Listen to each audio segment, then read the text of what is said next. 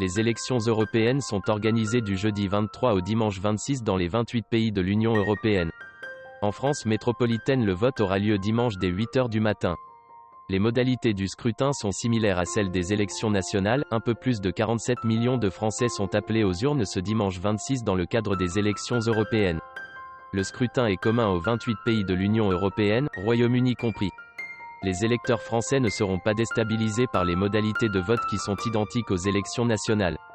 Les électeurs doivent voter dans les bureaux de vote situés dans les mairies ou les bâtiments publics mis à disposition de leur commune de résidence, en fonction de leur adresse de domicile ou de leur lieu d'imposition depuis 5 ans. Pour plus d'informations, consultez le site du ministère de l'Intérieur. En France, l'âge légal minimum pour pouvoir voter est de 18 ans. Même si elle est fortement conseillée, la carte d'électeur n'est pas obligatoire pour pouvoir prendre part au vote. Le jour du scrutin, pour les communes de plus de 1000 habitants, il est possible de voter sur simple présentation de sa carte d'identité.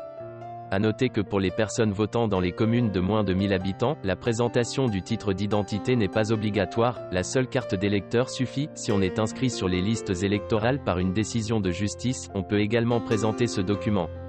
Les élections européennes sont organisées du jeudi 23 au dimanche 26 dans les 28 pays de l'Union européenne.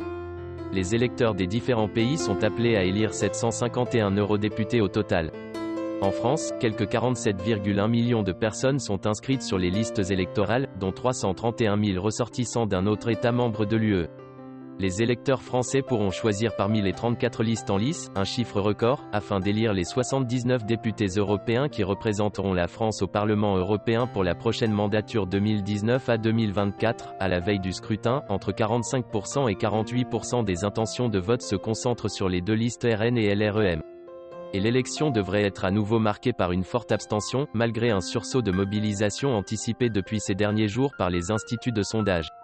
Un succès du Rassemblement national serait perçu comme un désaveu pour Emmanuel Macron.